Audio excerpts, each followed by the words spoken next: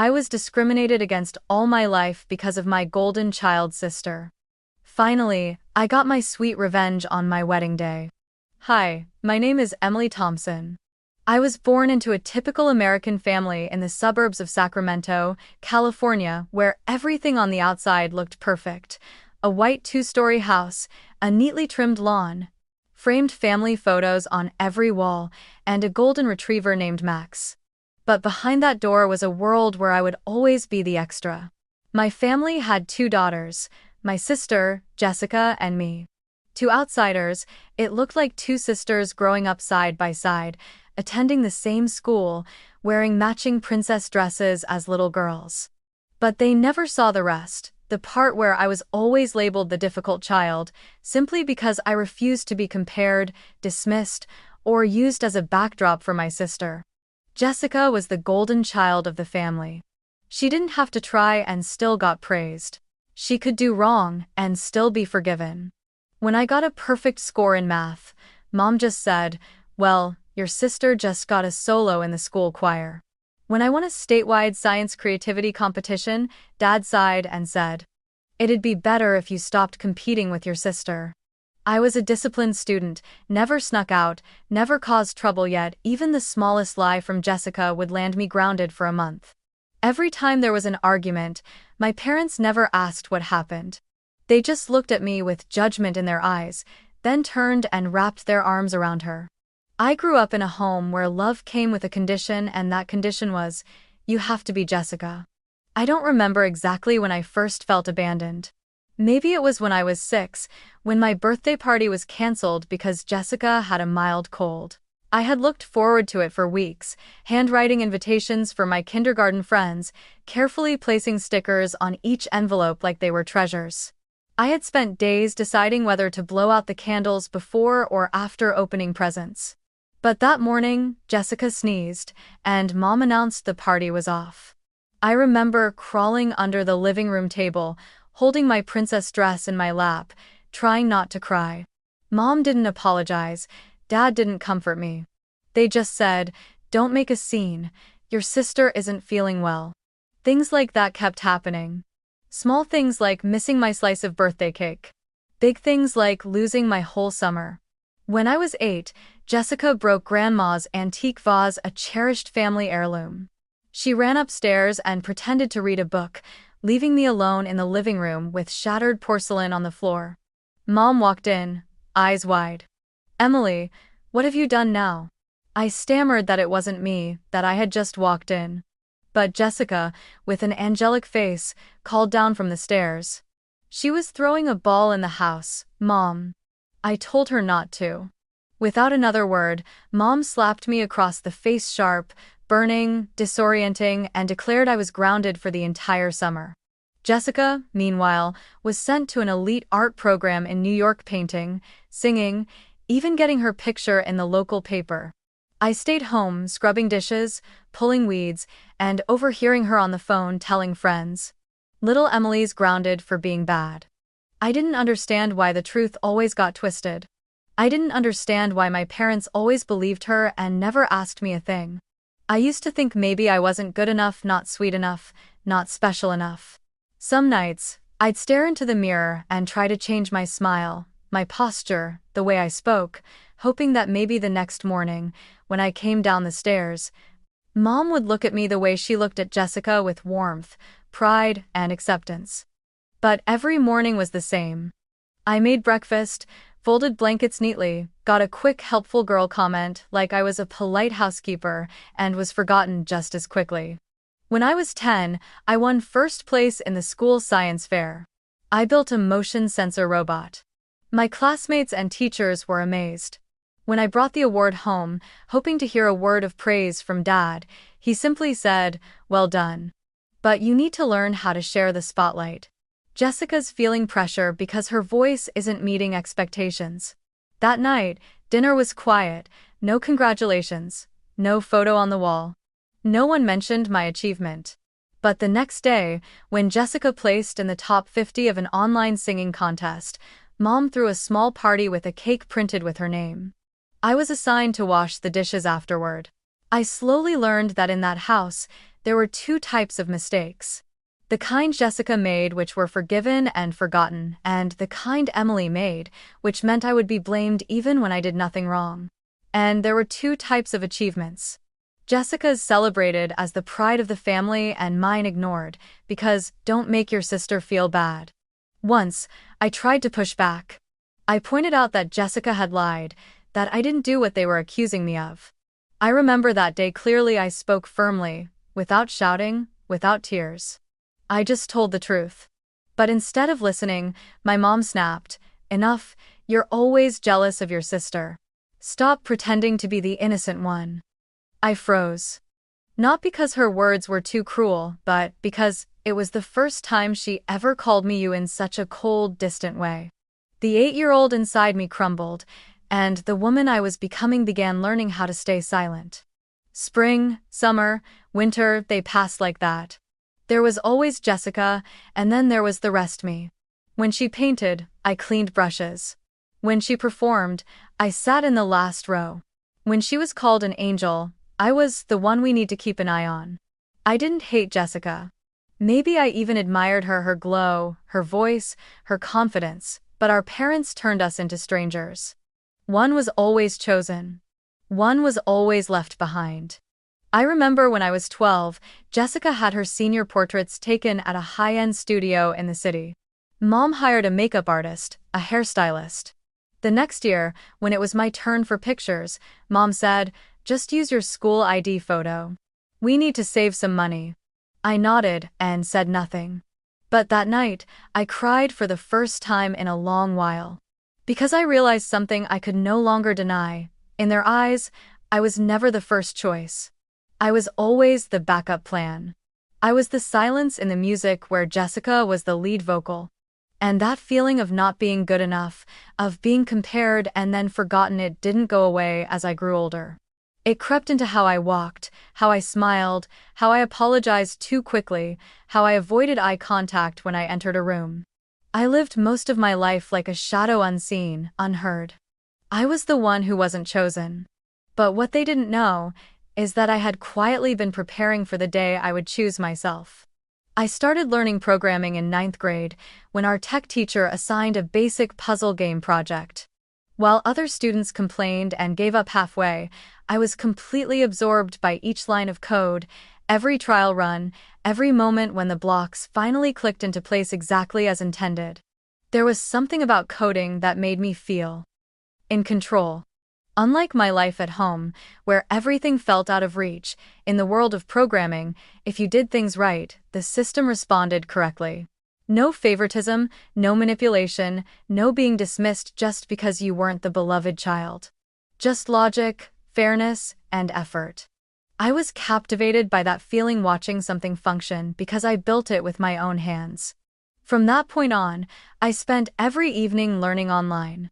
I took freelance web design jobs for a neighborhood convenience store. I enrolled in free courses on Python, algorithms, and cybersecurity. I built a foundation for myself, not to prove anything to anyone, but because I loved it. And I knew I wanted to study computer science in college. I wanted to go further, aim higher, and turn passion into a career. For the first time in my life, I had a big dream. But I also knew I couldn't tell my parents. One night during high school dinner, I hinted that I was thinking of studying computer engineering at a major university like Stanford or UC Berkeley. My mom looked at me, set her spoon down, and said coldly, "Jessica has decided to pursue music. We're going to give her everything she needs." I swallowed my words. Dad repeated the same line he always did, like a machine. One family can't afford to send both kids to college. Everyone has to make sacrifices. And who would be the one to sacrifice? There was no need to ask. Jessica failed every public university entrance exam. But that didn't matter. Mom immediately reached out to a private music conservatory in Los Angeles, tuition over $50,000 a year.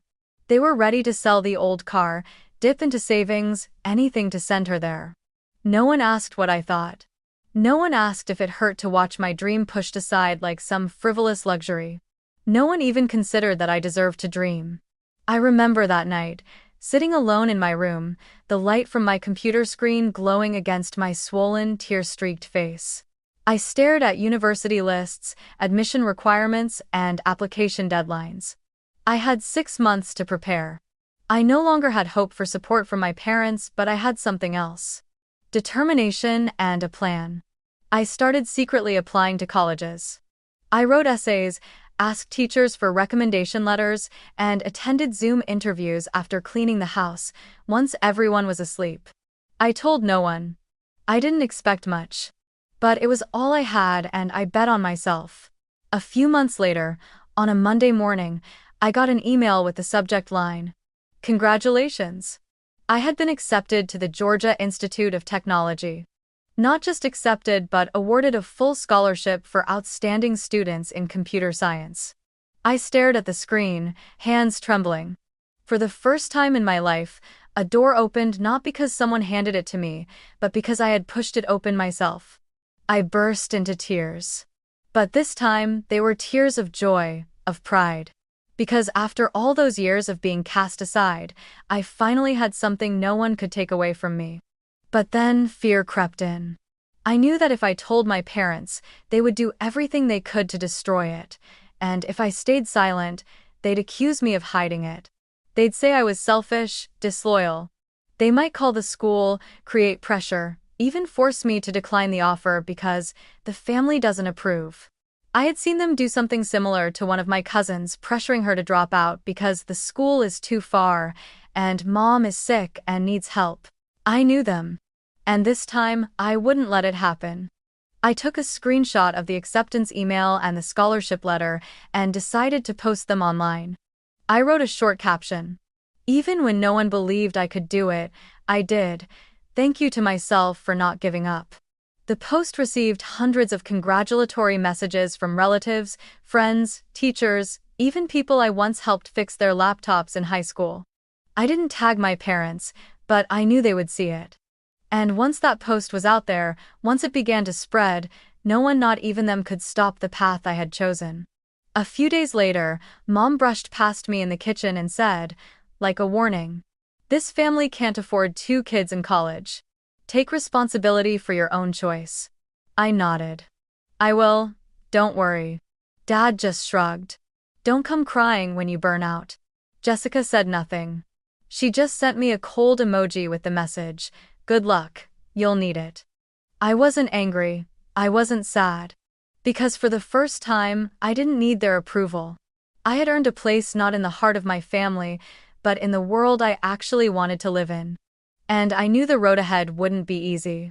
But this time, I wasn't the girl who suffered in silence. I was a young woman who chose herself, and I was never going back to being anyone's shadow. I arrived in Georgia on a humid August morning. A backpack, a suitcase, an old laptop, and a dream that was all I had. I rented a small room nearly 40 minutes on foot from campus in an old apartment complex with moldy walls and a shower that worked only half the time. But I didn't complain. I had once slept on the floor after being kicked out of my room so Jessica could have her creative space. This hardship was nothing compared to the feeling of starting over in a place where no one knew me as the second daughter, the one to keep an eye on, or the not good enough one. My schedule was packed from day one. In the mornings, I went to class. In the afternoons, I worked part-time at a cafe near campus. In the evenings, I tutored freshmen in math. On weekends, I took shifts at a tech support call center to help cover the utility bills. I woke up at 5 a.m., got home near midnight, ate instant noodles from a plastic cup, and took notes under the glow of a weak desk lamp. But I never felt tired in a bad way. I was learning what I loved. I was living without asking permission. I could breathe for the first time in my life. There were winter mornings when I rode my bike through empty streets in a thin coat, my mind spinning with unfinished lab assignments. There were nights when I passed out at my desk, waking up with a sore back and bloodshot eyes. But I never gave up. I remembered what my mom had said, "You'll burn out." And I was determined not to let that happen. I learned how to fix leaky pipes, replace fuses, sew my own interview dress, and hunt for grocery coupons. I became an adult not because I wanted to, but because no one else was going to do it for me. During those 4 years, I never got a single congratulatory call, a text to check in, or even a birthday gift from my family. When I was accepted into an elite undergraduate research program, I sent Mom a photo. She saw it, but never replied. When I was featured on the cover of the university bulletin for developing a software tool that helped visually impaired users read text, Dad only messaged, "Just don't mess up. Stay on track." Jessica occasionally left sarcastic comments on my posts. Even though I was building a new life, the old wounds never fully healed. Every holiday break, when friends went home, I stayed on campus or picked up extra shifts because I had no home to return to. Then one day, I met Ryan. He was a technician at the support call center where I worked part-time. He was the first person who greeted me by my full name, never mistaking it for Emma or "that Emily girl." Ryan had a calm smile, a deep voice, and a way of listening that made you feel like you mattered. We started talking during our night shifts. At first, it was just small talk, buggy software, difficult customers, the junk food in the break room. But slowly, those conversations became a gentle anchor I never saw coming. I told him about my dream to study technology, the sleepless nights, the encryption problem that took me 3 weeks to solve. Ryan didn't laugh, didn't doubt me, didn't say, "You're trying too hard." He simply listened and said, "You're doing something amazing, Emily." 9.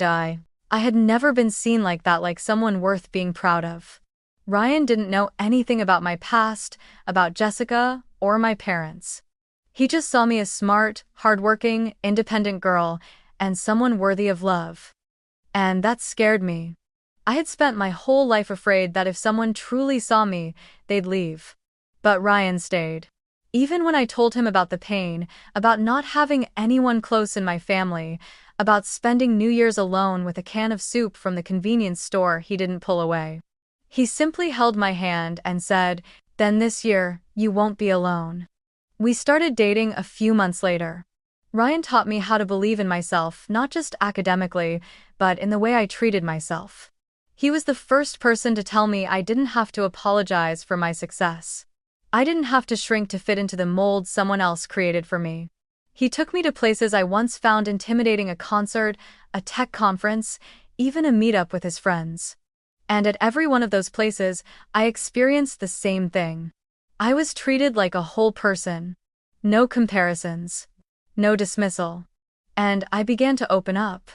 I shared parts of me I had long hidden, the dreams that were stolen, the times I was called selfish, the summers I spent grounded while Jessica was celebrated. Ryan wasn't angry on my behalf. He didn't suggest revenge. He simply said, "You don't need their permission to live a worthy life. You're already doing it every day." In my final year of college, I won a prestigious scholarship in AI research and was offered a job at a major startup in Atlanta. When I told Ryan, he hugged me for a long time and whispered, "I knew you'd do it." No one else said that. Not Dad, not Mom, not Jessica. But I didn't feel empty like before, because now I understood love isn't something you have to beg for. It's something you deserve when you choose yourself, despite everything you've lived through. I graduated as valedictorian. In the cheering crowd, there were no parents, no sister. But Ryan was there, front row, holding a bright bouquet of sunflowers, eyes shining. He was the first to run up and hug me when I stepped off the stage. I didn't need anyone else. I had myself, and I had someone who loved me for all that I am. No pretending. No being second choice. I stepped out of the shadows.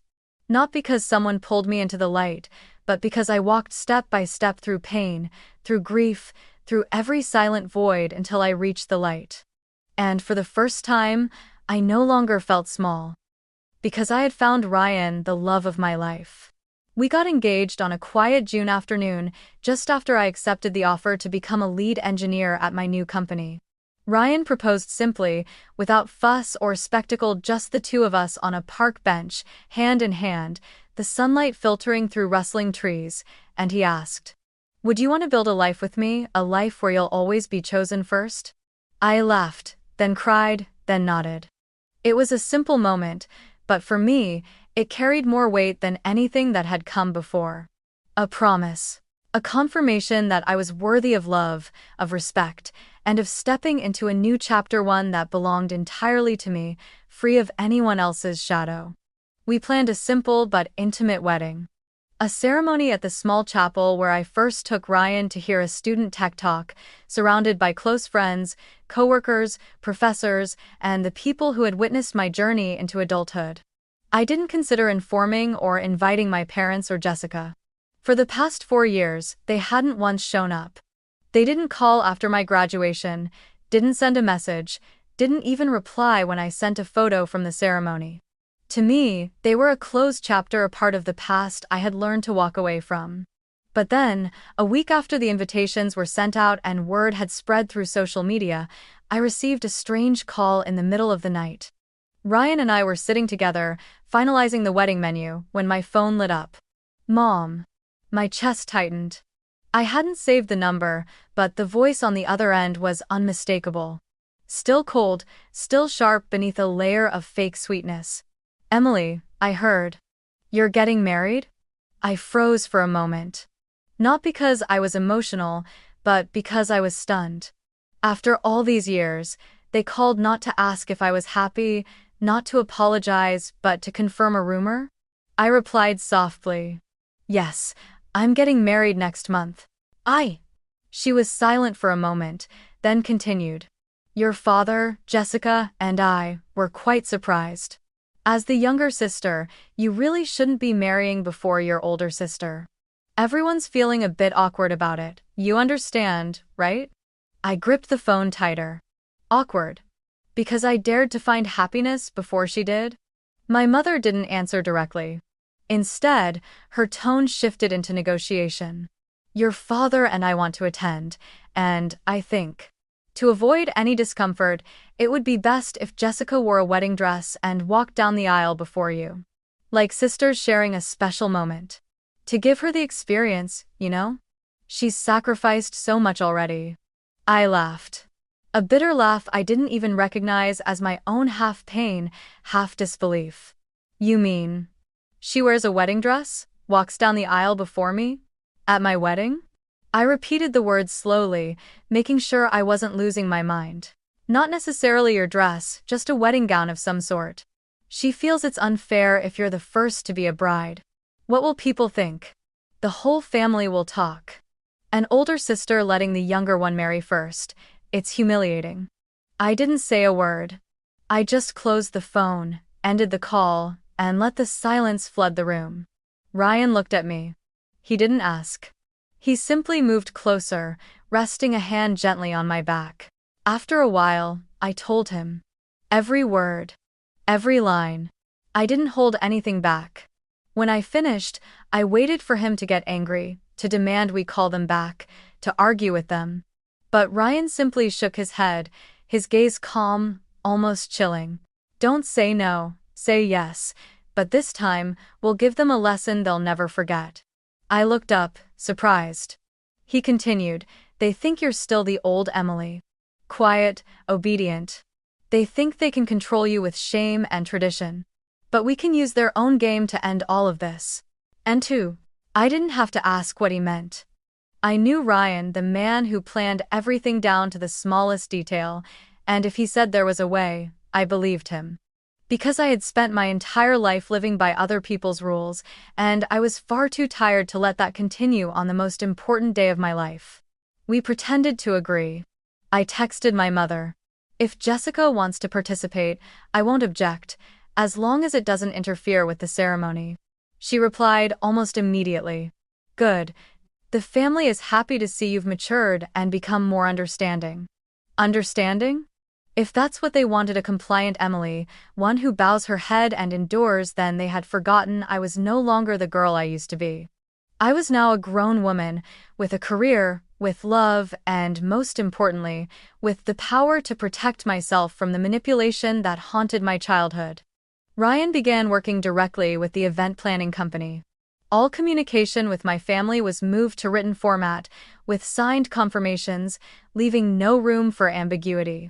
We hired security. A formal agreement was drafted, No one outside of the official guest list would be allowed into the bridal area, and anyone who violated protocol would be removed from the venue. Ryan made special arrangements with the photographer and videographer. Every frame would focus on me and him. No one else would steal the spotlight. My dress was secured in a private safe.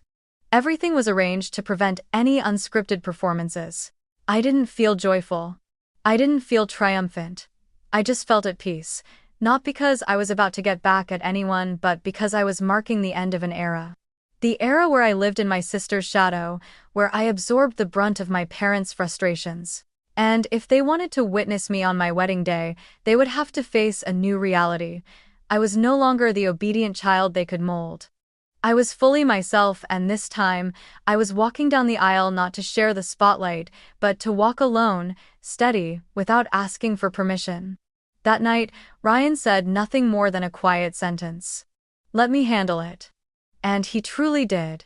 The next morning, he scheduled a meeting with his company's legal team to go over privacy rights, wedding contract clauses, and potential emergency scenarios.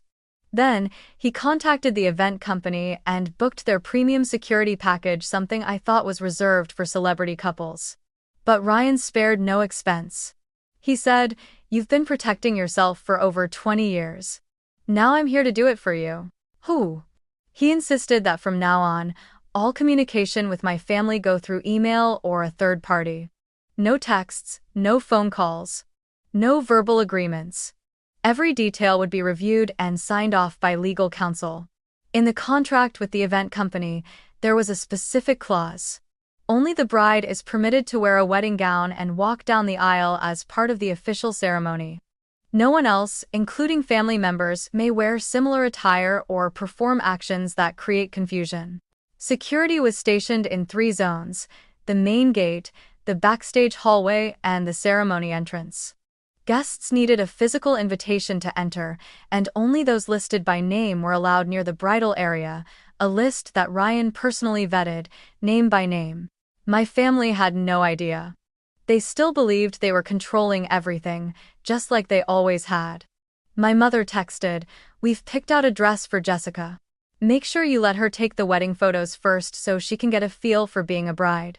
I simply replied, "Yes. I'll remember." Then came another request. "When walking down the aisle, let her go in a few minutes earlier. It'll surprise everyone." Isn't that a great idea? Again, I nodded. I agree. Ryan would glance at me with a mix of sympathy and amusement each time I read one of those texts aloud. But I understood something important sometimes. To defeat a manipulator, you have to let them believe they're still in control. And we let them believe just that step by step. I pretended to ask politely, "Mom, does Jessica want to do her makeup before or after me?" Or, "Where should we place Jessica in the group photo to make her stand out more?" Every question was like another nod in their familiar game, the illusion of favoritism, control, and being the center of attention. But behind every yes was a trap being set. I saved every message. For the rare phone calls, I recorded the conversations. When my mother requested a private Zoom call to go over the ceremony details, Ryan sat beside me, documenting every word. I wasn't doing this to create drama, I did it because I had spent my whole life being dismissed. I had been told I was making things up, that I was playing the victim, or that I invented lies to make my sister look bad. This time, I wouldn't give them a single chance to say I had misunderstood. As the wedding approached, my mother started acting triumphant. She messaged me, "Jessica looks absolutely stunning in her gown. Who would have thought her little sister would take a step back so she could shine like this? The family really appreciates your sacrifice." I stared at the message, a chill running down my spine. They truly believed I was still the same old Emily, the girl who stepped backstage, who gave up the spotlight, just to be called good. But I wasn't that girl anymore. And this wedding would make that crystal clear. A week before the big day, Jessica messaged me for the first time in years. Her text was short. No warmth, no connection, just a demand, disguised with an emoji. "Make sure the spotlight hits me first when I enter. You know how flattering lighting matters." I didn't reply. I just took a screenshot and forwarded it to our lawyer. Another piece of the puzzle falling into place. We arranged for Jessica to receive a fake schedule, a special version just for the bride, meticulously crafted by Ryan. It included exact call times for Jessica's arrival, photo session, her walk down the aisle before the younger sister, and even a welcome speech proposed by my mother. That schedule was never part of the official contract. It was sent as an unsigned PDF-marked draft. My family eagerly agreed to it. They thought they'd won. They thought they'd step into the crowd, soaking in admiration, praised as the ones who guided their little sister to her big day. As for me, I remained calm. I went to try on my wedding dress with Ryan, a white gown with a square neckline and long lace sleeves, simple yet elegant. I didn't need a tiara or a dramatic mermaid silhouette like the one Jessica had chosen. I didn't need the spotlight from someone else's gaze. I just needed a real wedding one where I didn't have to stand in the background. After the fitting, Ryan held me and whispered, "I can't wait to see you walk out there as yourself, no more bowing, no more stepping aside, no more sharing the stage with anyone." I nodded. I couldn't wait either, not for revenge, but to close a chapter in which I had never been the one chosen. My wedding took place on a Saturday morning beneath a crystal-clear sky. The sunlight dusted across the lawn in front of the chapel like a layer of gold glitter. I woke up before dawn, sitting quietly by the bridal suite window, watching the long shadows of the trees stretch over the still empty parking lot. No one disturbed me. No knocking, no mother's voice urging me to hurry, no sister's silhouette gliding past with perfectly curled hair. Today, no one would take this time from me. This was my day, and for the first time, no one else had the right to interfere. I got dressed with the help of my two closest college friends, Natalie and Grace. They were the ones who stood by me during that first cold winter, when I couldn't even afford a new coat. Now, they were the ones smoothing each fold of my dress, pinning each flower into my hair, and whispering, "You look like a goddess." I smiled softly. Not because I thought I looked beautiful, but because I felt free. While I was getting ready, outside, the chapel's main gate opened exactly on time according to the schedule. Security personnel were stationed discreetly, dressed in formal black suits, earpieces in place, spread throughout the grounds. They were trained not only to maintain order, but to uphold the elegance and professionalism of the event. Ryan had coordinated with them thoroughly. They not only memorized the guest list but knew exactly which faces to keep an eye on. At 10:45 a.m., a luxurious white limousine pulled up at the gate. Jessica stepped out, her wedding gown sweeping the ground, sparkling with rhinestones so bright it was almost blinding. Her hair was pinned up high, adorned with a silver tiara. Beside her, my mother clutched the train of her dress, waving to onlookers as if they were walking a fashion runway. My father followed behind, in a silver-gray suit, flashing a smug half-smile, ready for the cameras. They approached the entrance with the kind of arrogance that suggested the entire ceremony had been crafted to glorify them. But as they reached the security checkpoint, a tall staff member stepped forward, his tone courteous but firm. "I'm sorry, ma'am. This is a restricted area. The bride arrived early this morning and is currently in preparation. We are not admitting anyone else wearing bridal attire at this time." Jessica froze. My mother, still unaware of what was unfolding, frowned and snapped. "We're family. My daughter is the bride. She needs to be let in right now." The guard shook his head, still calm. "We have an official list. Miss Emily Thompson is the bride, and only one individual is designated in that role today." Jessica's face flushed red, her voice rising sharply. "I'm her sister. I have the right to enter first, to assist. I was scheduled to walk down the aisle first. I'm wearing a wedding gown with my sister's approval and with the family's. It was all agreed upon." Creed. Another staff member stepped forward, holding up a tablet with the digital contract, speaking clearly. "We have no official documentation authorizing that. Any verbal agreement is considered invalid. If you are not listed in the official VIP registry and not in compliance with the event dress code, we're required to deny entry." At that point, my father stepped forward, voice low and tense. "We are the parents of the bride. No one has the right to keep us from entering the ceremony. A tense pause hung in the air. Then the tall lead security officer answered evenly. Sir, ma'am, you are guests. And guests follow the rules set by the hosts. If you cannot comply with the signed protocols, we will have to ask you to leave the premises. My mother's expression paled. Jessica nearly screamed, clenching her dress, attempting to push past. But two staff members gently extended their arms, blocking her not forcefully, but firmly, without room for negotiation. Guests nearby began to notice. A few turned their heads toward the entrance. Jessica snatched her phone and tried to call me. But my phone had been off since that morning. Inside, I was stepping out of the bridal room. Ryan stood waiting at the end of the hallway, wearing a soft smile that seemed to quiet the entire world around us. I didn't ask what was happening at the gates. I didn't need the details. I just looked into his eyes and knew everything had been protected. The ceremony space was decorated with sunflowers and white daisies, the flowers I've loved since childhood but had never been asked about. Guests rose as the soft piano music began to play. I took Ryan's hand and walked forward, step by steady step, down the aisle, no sister cutting in, no mother grabbing the mic, no agreements imposed. Just me, the man I love, and the people who truly supported us. The eyes on me weren't filled with pity or doubt anymore. They were the eyes of those witnessing a girl once called forgettable now walking like a queen. No one disrupted, no noise from outside. Everything flowed with an almost surreal smoothness. After the vows, as the officiant turned to us, I looked at Ryan, my eyes misty but my heart completely at peace. I do, I whispered.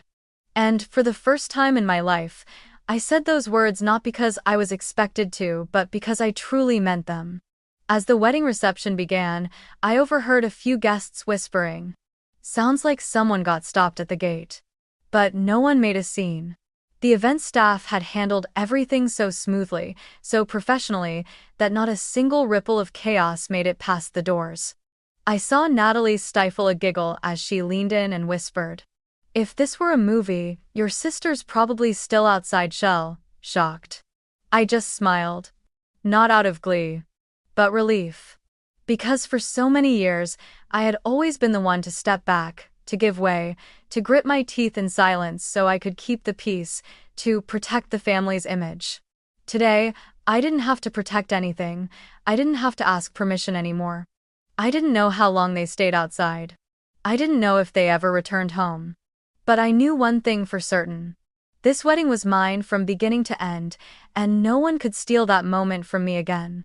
Not my sister, not my parents, no one. After the wedding, I remember the stillness, most of all a quiet that wasn't forced, or tense, or suffocating like all the family gatherings I had endured growing up. It was the first time I walked into a celebration without trying to please anyone, without looking over my shoulder, without shrinking myself out of fear of making my sister upset or embarrassing my mother. During the whole reception, I smiled for real, not out of politeness, not to maintain appearances, but because I felt free. I was in the right place, at the right time, as the right version of myself. But that peace didn't last long. Less than 24 hours later, a wave of emails crashed into my inbox like shards of broken glass. The first was from my mother, the subject line typed entirely in capital letters. Emily, what is this? I didn't open it. I forwarded it straight to our legal counsel. Next came my father, a long email full of accusations, deceit, humiliation, bringing shame on the entire family in front of hundreds. Then Jessica, no email, but a 3-minute voice message in which she cried, screamed, and accused me of betraying the family's trust, publicly humiliating your sister, and even threatened to sue me for emotional damage. Ryan was the one who read every message first. After each one, he flagged it and forwarded it to our lawyer. He didn't let me read a single cruel sentence because he knew I had already spent a lifetime listening to voices like that. Let them talk to the attorney, he said. You don't owe anyone an explanation anymore. A week later, my lawyer sent an official response. Every aspect of the wedding had been conducted in full compliance with the legally binding contract signed by all relevant parties. No terms were violated. No one was denied any lawful entitlement. And most importantly, any attempt to defame, spread misinformation, or harass would be treated as grounds for legal action. After that document was delivered, a deep silence followed, a cold, bitter silence with no attempt at reconciliation. But I was familiar with that kind of silence, and this time, I welcomed it like an old friend. Because it meant they finally understood, they could no longer control me. In contrast to the fury from my birth family came an unexpected wave of kindness from strangers. I received hundreds of messages of congratulations from college friends, coworkers, professors, even people I'd only spoken to a few times in the library. One person wrote, "I don't know much about you, but the moment you walked down that aisle alone, you brought tears to my eyes." A former classmate messaged, "I used to envy you for being so smart. Now I admire you for having the courage to live for yourself." A freshman girl from the tech club emailed just to say, "I never thought I could be like you. Now I believe I can." And then, on a rainy afternoon after our honeymoon, I received a cream-colored envelope, hand-delivered from the department office. A handwritten letter from Professor Tilley, who had taught me machine learning in my junior year. In it, he wrote, "Emily, I've taught thousands of students. Many were brilliant, truly gifted. But you are one of the few who isn't just brilliant, you're braver than anyone I've ever known. Thank you for showing me that integrity and self-respect can carve a path of their own even when no one else walks beside you." I folded the letter and placed it in my desk drawer, beside a photo of Ryan and me laughing together in a field of sunflowers. I stared at that photo for a long time, as if trying to preserve that feeling, a moment where nothing stood between me and the light anymore. That evening, Ryan walked into the room and saw me sitting in silence. He didn't ask questions, he didn't need to. He simply came close, wrapped his arms around me from behind, and rested his chin on my shoulder. "You know," he said, "you've spent your whole life waiting to be loved the right way. But from now on, you'll always be the one who's chosen. Always loved. No conditions. No comparisons. Nothing to prove."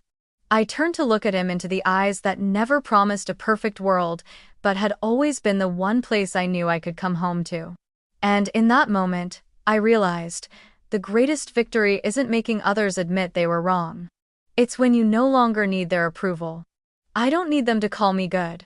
I don't need their apologies. I don't need their belated blessings. Because I have a new family not bound by blood, but by choice. A husband who never saw me as a failure compared to someone else. Friends who never treated me like a shadow. And myself no longer the girl who once silently wished for a white dress and a spotlight that no one could steal. I had my wedding day. And the peace that came after it. No one stole the spotlight, no one controlled the stage. There was only me and the small but steady voice in my heart saying, "You are worthy." I'm on. And if you're watching this story, if you've ever been compared by your parents, ever been called too sensitive, ever lived in silence just to keep the peace, then remember this. You don't need to be chosen to have value. You can choose yourself. And that is the bravest choice you'll ever make. Overcoming favoritism isn't about being loved more. It's about loving yourself enough that you no longer seek approval from those who never truly saw you. Live a life where you are the center. No permission, no justification, just walk forward and never look back.